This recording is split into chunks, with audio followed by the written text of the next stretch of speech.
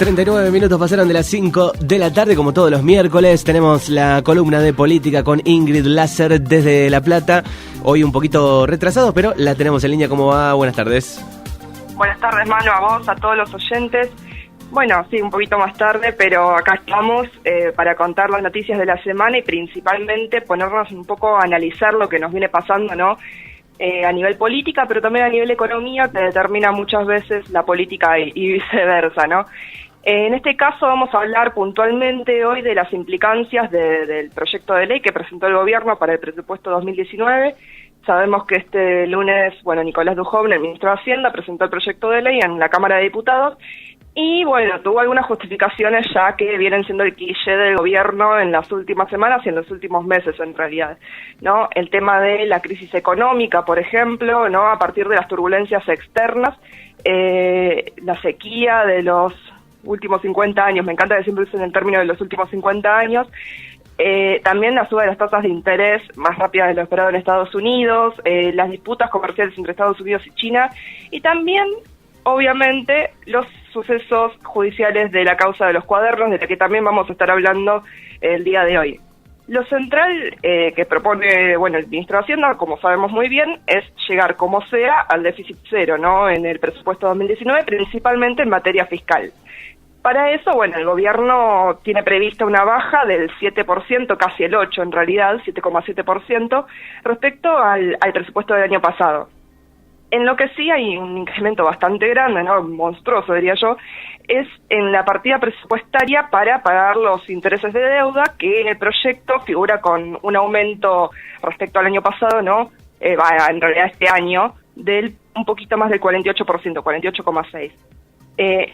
Mañana, este jueves, es decir, ¿no? Van a empezar a discutir el proyecto en las comisiones de diputados y según el poroteo que tiene tanto Rogelio Frigerio como Marcos Peña, habrían aproximadamente 140 diputados de los 257 que votarían favorablemente al proyecto, así que va a estar bastante ardua la discusión en la Cámara de Diputados, no así en el Senado, que van a haber 50 de los 72 senadores que estarían de acuerdo con la medida según las estimaciones, ¿no? Del gobierno nacional. Así que la discusión en diputados igual va a llevar un buen tiempo, repito, ¿no? Por el escenario que tenemos el día de hoy. Algunas estimaciones que hace el gobierno, ¿no? Algunas claves, voy a hablar un poco más en términos duros, ¿no? En números. Algunas estimaciones que hace el gobierno en el nuevo presupuesto tienen que ver, por ejemplo, con el planteo de una inflación del 23% para el año que viene, aunque también está previsto que podría ser más elevada por el arrastre del 2018, ¿no? Según el mensaje que presenta el Ministerio de Hacienda cuando presenta el proyecto de ley. Se habla de que ese arrastre podría llevar a la inflación un 34,8% y un dato importante para aclarar al respecto tiene que ver con que para confeccionar el presupuesto igualmente tuvieran en cuenta ese número y no el 23% que habían previsto en primera instancia. Entonces, está un poco ambigua ya la proyección de inflación, ¿no? Hay algunas dudas respecto a la comunicación de las previsiones del gobierno para lo que es el presupuesto del año que viene y sobre todo este dato de la inflación que es tan sensible para todos los argentinos, ¿no? Y en nuestra economía real, como decimos siempre. Por otro lado, también se habla del valor del dólar, ¿no? Un dato bastante sensible también que viene suscitando algunas cositas en los últimos meses, ¿no? Con toda la corrida cambiaria que estamos viviendo. Se habla de un dólar a 40,10 en el año que viene. Duhovne busca que el tipo de cambio esté mucho más estable, ¿no? Pero también hay que tener en cuenta que el dólar hoy cerró a 40 pesos con 12 para la venta, o sea, está superando en este momento la previsión del gobierno, así que la verdad es que no sé si decir feliz año nuevo o qué, ¿no? Porque si estamos ya en el 2019 con esta previsión del ministro de Hacienda, habría que ver qué sucede. Hay algunos mecanismos que está igual teniendo en cuenta Duhovne para empezar a estabilizar más el tipo de cambio. No sabemos si va a funcionar o no, pero en este caso son que son unas letras que va a emitir el Ministerio de Hacienda, no hacia el Banco Central, para que no se desfinancie justamente las reservas del Banco Central como con las LEVAX. Ayer hubo un supermartes, nuevamente, ¿no? De vencimientos de las LEVAX, estas letras del Banco Central, que funcionan como una inversión, ¿no? En pesos para distintas personas jurídicas o físicas también. Así que están evaluando esas herramientas también desde el equipo económico, ¿no?, del gobierno. Es interesante también otras cosas, ¿no?, que tiene el presupuesto previstas en este proyecto de ley, que se va a estar discutiendo, que va a ser bastante costoso y que va a generar bastante resistencias, me parece, ¿no? No solo entre los diputados, sino entre un montón de organizaciones sociales, partidos políticos de la oposición, por supuesto, y también gente que se va a ver afectada por estos recortes que se van a hacer en el presupuesto. Por ejemplo, el gasto en la obra pública, ¿sí?, que se va a reducir un 7% en términos nominales, es decir, en número se va a reducir el 7%, pero en realidad, si tenemos en cuenta la inflación, la reducción real sería de más del 30%, ¿no? Así que es interesante eso también, y sobre todo que dentro de lo que es la obra pública están las previsiones, ¿no?, para la reducción también de las obras en infraestructura educativa. Es decir, esto igualmente no va a tener un cambio nominal, o sea, no va a aumentar ni reducirse en términos numéricos, pero sí en términos reales con las proyecciones de inflación, ¿no? Siempre tenemos en cuenta que si hay una inflación muy grande, empieza a disminuir también la inversión en estas obras de infraestructura para las escuelas, que el gobierno está previendo que pasen a manos de las provincias y no a manos de la nación, como viene siendo.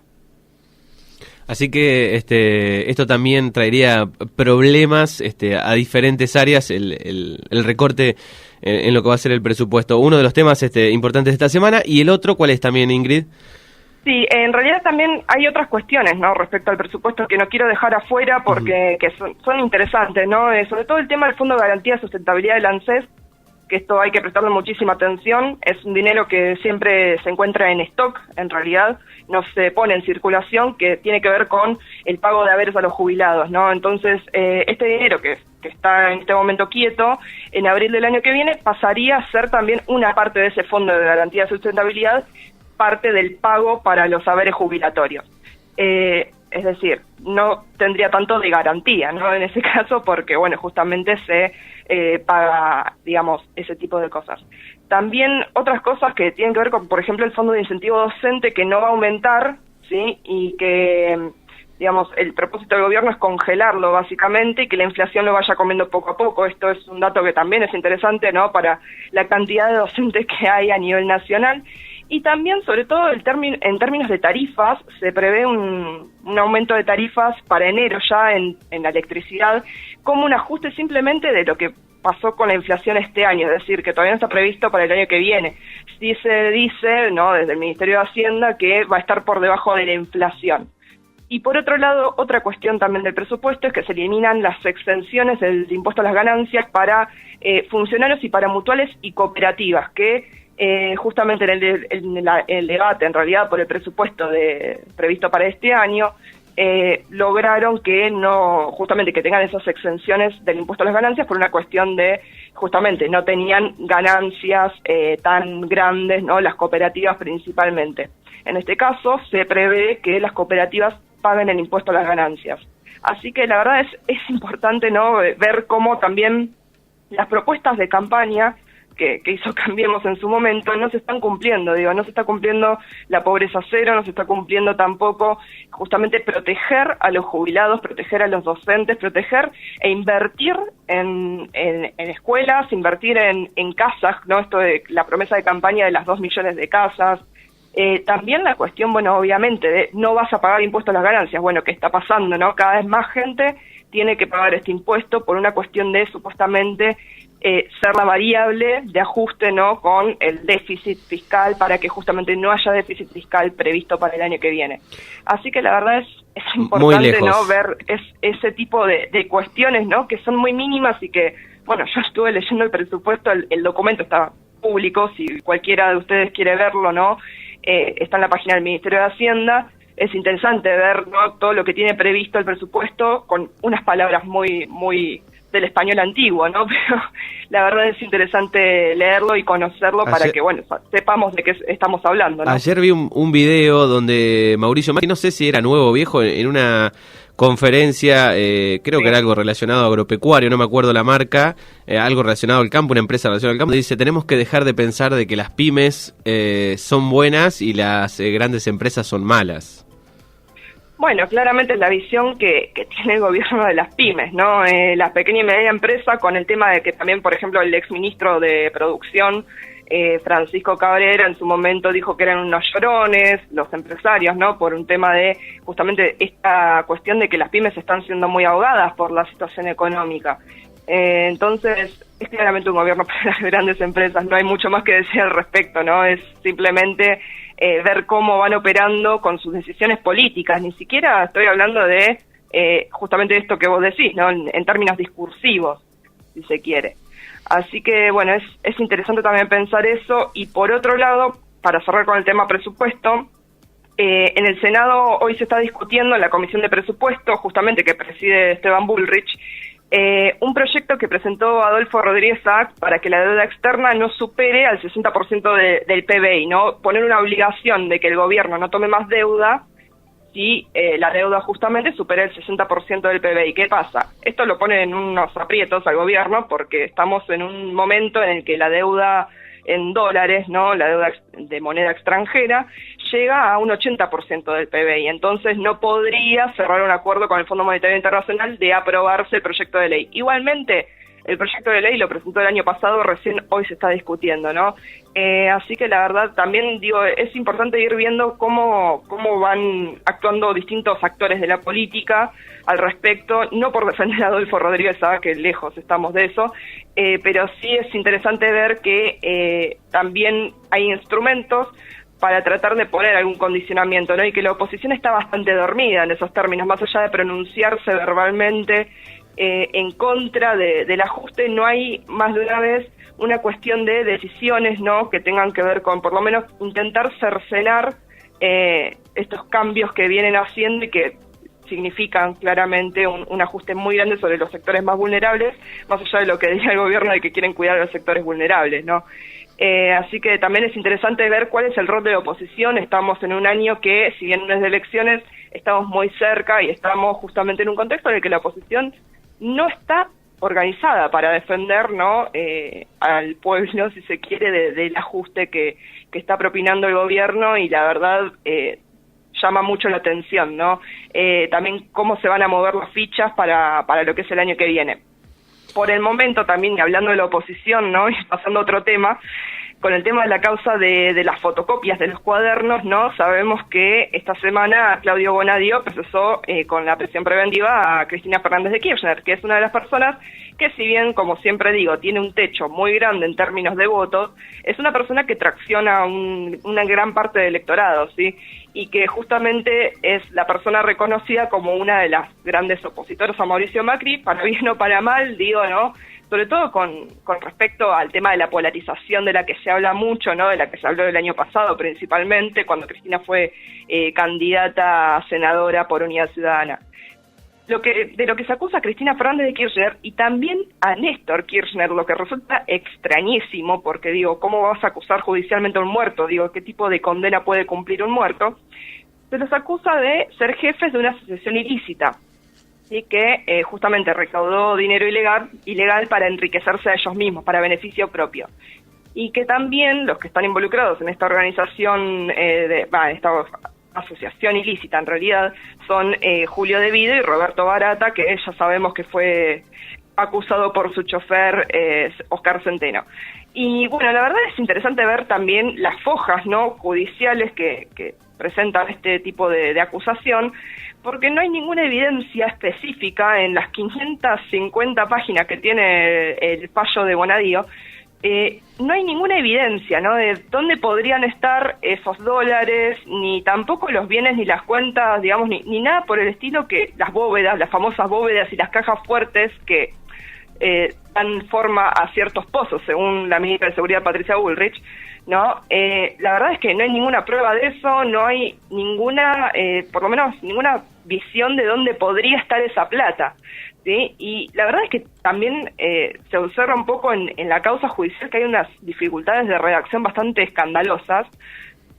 Por ejemplo, con términos muy coloquiales, ¿no? Que en una causa judicial la verdad no quedan bien, ¿no? Por ejemplo, hay un apartado del texto que dice, más o menos así operaba, más o menos así, ¿qué sería eso? O sea, hay que en las causas judiciales por lo general se habla en términos afirmativos, no en condicionales, y mucho menos se dice más o menos así, ¿no? Así que la verdad bastante impresentable eso. Por otro lado, también pasa que no hay testigos arrepentidos, ¿no?, que digan que arreglaron algo con Cristina Fernández de Kirchner, a excepción de José López, el famoso José López de los bolsos del convento, que cambió su declaración muchísimas veces, ¿no?, desde que está preso, desde ese momento bochornoso, ¿no?, cuando ya tiraba los bolsos al convento con una impunidad que, bueno, por suerte terminó, ¿no?, en la cárcel. Pero, digo, José López ahora cambió su declaración y dijo que había hablado con Cristina Fernández de Kirchner sobre cierta recaudación de plata y supone, textual, esto es la declaración de José López, supone que ella le mandó esa plata, esos 9 millones de dólares que le encontraron cuando los estaba tirando en el convento, en el famoso convento. Pero en realidad está probado en la causa contra José López que cuando él llevó al convento esa plata estaba en su casa desde hacía bastante tiempo en realidad. O sea, estaba en un tanque de agua y con la humedad de ese ambiente, ¿sí? O sea, no en un tanque, sino al lado del tanque. Entonces, ya hay una cuestión probatoria de pericias judiciales, digo, no es simplemente una suposición, sino de pericias judiciales que comprueban que esa plata ya la tenía desde hace tiempo y no que se la habían dado. Bueno, la verdad es bastante irrisoria esta declaración, ¿no?, que viene siendo cambiante según, supongo, ¿no? Y él declara que... sí habla de suposición. Él declara que supone. Exactamente, él dice, supone que ella le mandó esa plata. Claro, porque al otro día de la declaración, por lo menos el diario La Nación ya titula, que fue uno de los primeros que leí, José López declaró que la plata era de Cristina o algo así.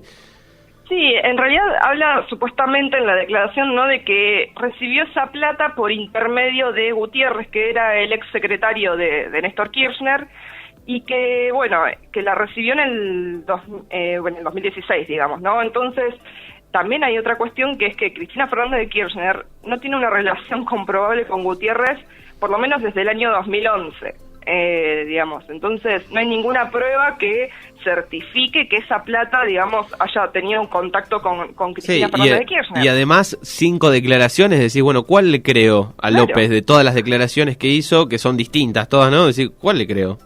Exactamente, ¿a qué López le crees? ¿No? Porque son distintos López incluso, o sea, son distintas declaraciones, pero que también conforman distintas identidades de este hombre, digamos, ¿no? Entonces, la verdad es bastante bochornoso. También hay claramente una visión, ¿no?, de esto de ya el bochorno del mismo Poder Judicial y sobre todo de Bonadío como juez federal, que tiene que ver con cierta presión, ¿no? Se habla de que estos, los arrepentidos de esta causa de la fotocopia de los cuadernos, han declarado para no quedar presos, simplemente, ¿no? Entonces, digo, si no tenés mucho para declarar, declarás alguna cosa que puede implicar a alguien, que supuestamente hubo, ¿no?, según abogados defensores de estas personas, cierta coacción de parte de Bonadío y su equipo, digamos, ¿no?, a nivel judicial. Entonces, la verdad es interesante ver eso, pero es interesante también ver, ¿no?, que además de Cristina Fernández de Kirchner, están procesados muchísimos empresarios, ¿no?, que, bueno, justamente se beneficiaban por los sobreprecios que cobraban en las obras públicas, supuestamente, ¿no?, según lo que dicen las fotocopias de los cuadernos, que los cuadernos también, digamos, como prueba, no aparecieron nunca. Entonces, la verdad, condenar a alguien en base a unas fotocopias que tranquilamente pueden estar adulteradas, la verdad es bastante bochornoso en todos los niveles, ¿no? Y la verdad es que una de las empresas que más coimas tiene pagadas, ¿no?, es IEXA, justamente, la empresa del primo del presidente, de Ángelo Calcaterra, que hay una visión bastante distinta de la cantidad de coimas que pagaron, ¿no? Ángelo Calcaterra dice que solo pusieron $300.000 y en realidad figura con pagos de $13 millones, por ejemplo, según los escritos de Bonadío. Entonces, la verdad, hay bastante disparidad con respecto no solo a las cifras de estas coimas, de estos pagos también de aportes electorales, Y la verdad es interesante ver también esas disparidades, ¿no? ¿Por qué hay tantas versiones distintas de un supuesto mismo hecho? Y sin, ¿no? Entonces, y sin dudas, sí, además, digamos, analizándolo, están todo el tiempo mediatizando este tema, operando en cada canal. Ya desde el otro día, Stornelli, el fiscal de la causa, sí. hablando en los medios, ¿no? Se nota. Se nota muchísimo, digo, esto de también que pasó hace unos días atrás, el tema de los allanamientos a las distintas propiedades, a las distintas casas de la expresidenta, que, bueno, de hecho ella sacó un video en su canal de YouTube y en su Facebook particular, digamos, en sus cuentas de redes sociales, contando que le habían sustraído objetos personales que eran, por ejemplo, no sé, cuadritos que le había pintado una militante de la Cámpora, por ejemplo, un tintero de tinta china. O sea, la verdad es que es bastante difícil, ¿no?, dilucidar a qué juega el Poder Judicial en connivencia con el poder mediático y sobre todo con el poder político. Digo, no es casualidad que Patricia Bullrich también salga a decir esto de encontramos pozos con formas de caja fuerte, que es, la verdad, da un poco de risa, pero también da un poco de bronca, ¿no?, porque medio nos están tomando el pelo al respecto. La verdad es que, bueno, la noticia por el momento es que si bien se procesó con prisión preventiva a Cristina Fernández de Kirchner, Bonadío no pidió el desafuero, que es lo necesario justamente para que ella pueda estar presa, ¿no? Va a esperar que lo resuelva la Cámara Federal cuando lleguen las apelaciones de la causa, porque él argumenta que Cristina podría entorpecer la investigación, ¿no? Pero la verdad es interesante también analizar esto, ¿no? Lo que vos decís un poco también, el show mediático. Bueno, a ver, Cristina Fernández de Kirchner estuvo 2 años sin fueros, desde que dejó de ser presidenta hasta que asumió como senadora el año pasado. Centeno estaba durmiendo la siesta para presentar las fotocopias de los cuadernos. Digo, hay cosas muy extrañas, ¿no? Digo, los cuadernos supuestos estaban antes de esa fecha, ¿no? Se escribieron a partir del 2005 hasta el 2013, si no estoy equivocada, y la verdad es que Centeno tranquilamente los podría haber presentado un poquito antes en la justicia si realmente tenían la vocación de querer hacer justicia, justamente, y que Cristina Fernández de Kirchner esté en prisión. Me parece que hay una cuestión que también no hay que dejar de lado, que es el tema de cómo vivimos esta avanzada del Poder Judicial a nivel latinoamericano, ¿no? Sobre todo lo que pasa en Brasil con Lula da Silva, que bueno, ya sabemos que no va a ser candidato a la presidencia por una cuestión de que le han rechazado la posibilidad de ser candidato, y también, ¿no?, unos ciertos paralelismos, ¿no?, de Bonadío y el juez Moro de Brasil, que al condenar a Lula a prisión por el tema del lavajato, justamente, dijo que no tenía pruebas, pero que tenía convicción, ¿no? Yo lo remarcaba, recuerdo cuando contábamos en esta columna que habían metido preso a Lula. Y la verdad es algo en lo que ni siquiera somos originales, ¿no?, los argentinos, porque digo, Bonadío hace exactamente lo mismo, quizás no tan explícitamente dice esto, ¿no?, de que no tiene pruebas pero tiene la convicción, pero presenta un escrito que no tiene absolutamente ninguna evidencia de lo que se quiere mostrar, ¿no?, y que todo queda en los canales de televisión, en las redes sociales, en la radio, en los diarios, digo, ¿no?, en los distintos medios de comunicación que siguen fogoneando este tema. Digo, vos decías hoy lo de La Nación, ¿no? Y La Nación tiene un apartado, vos entras a su página web y tiene un apartado gigante en lo que lo primero que te aparece es la causa de los cuadernos. Sí, tenés un recorrido, sí, virtual por la fotocopia. Exactamente, y no se habla de que, por ejemplo, el periodista Diego Cabot, que es el que lanzó, ¿no?, sacó a la luz, podremos decir, toda esta causa, ya sabía desde enero que esto pasaba, ¿no? Entonces, hay una gran connivencia del poder mediático ahí con el poder judicial, que justamente Stornelli, el fiscal de esta causa, se reunía con este periodista durante el transcurso de este año, antes de que saliera a la luz esta causa, y ¿qué? ¿No hacía la acusación Stornelli? Digo, hay como un montón de cuestiones muy dudosas, y que la verdad, digo, uno no está diciendo con esto que durante el gobierno anterior no hubo corrupción y que todo está sumamente limpio, ¿no? Estamos diciendo que hay muchísimas irregularidades dentro de lo que es el Poder Judicial y sobre todo la condena mediática que ya se le hace a la expresidenta y a los exfuncionarios del gobierno anterior, ¿no? Exacto, hay digamos, en la línea de lo que es la corrupción de la obra pública, seguramente existió antes, durante el gobierno anterior y también sobre este, y bueno, pero se ataca al anterior, me parece un poco porque es la principal competidora, si queremos decirlo de alguna manera, para el año que viene, para las elecciones. Exactamente, se la está postulando de alguna manera también. Digo, ella principalmente en este momento no está diciendo absolutamente nada, ¿no?, al respecto, pero sí se la está se está levantando su nombre de alguna manera desde muchísimos sectores, como por ejemplo Juan Grabois, que el otro día ya salió a decir, ¿no? Juan Grabois es un dirigente social, vamos a aclarar, un dirigente gremial de la Confederación de los Trabajadores de la Economía Popular, que hasta el momento no había tenido ningún tipo de acercamiento partidario y que en los últimos días dijo que bueno, que él iba a apoyar a la fórmula de Cristina Fernández de Kirchner para las próximas elecciones, ¿no? Eso claramente tiene un costo, que es que Juan Grabois ayer pasó la noche, ¿no?, preso por defender a unos vendedores senegaleses, por ejemplo. Pero digo, hay una gran avanzada persecutoria, ¿no?, sobre los dirigentes de la oposición en general, los que quizás le quieren hacer un poco de fuerza al gobierno, ¿no?, y lo que veníamos diciendo anteriormente, ¿no?, estos presupuestos de ajuste, por ejemplo, y sobre todo con estas condenas mediáticas y todo el aparato, el andamiaje, ¿no?, de judicial, mediático, corporativo, podríamos decir directamente para simplificar, que termina haciendo que haya una condena sin ningún tipo de prueba, que todos digamos que Cristina era una chorra y que se robaron un PBI sin saber siquiera lo que significa esa sigla, quizás, ¿no? Y que implica lo que es el Producto Bruto Interno en nuestro país. Se habla mucho de esas cuestiones, de esas falacias de alguna manera, ¿no? Porque claramente, ¿cómo vas a enterrar un PBI en la Patagonia, por ejemplo, ¿no? Y todo el show mediático que hay al respecto, estas filmaciones de las excavaciones en las estancias de Lázaro Báez, justamente romperle las paredes a una casa porque sospechan que hay plata adentro o que hay olor a plata, se ha llegado a decir.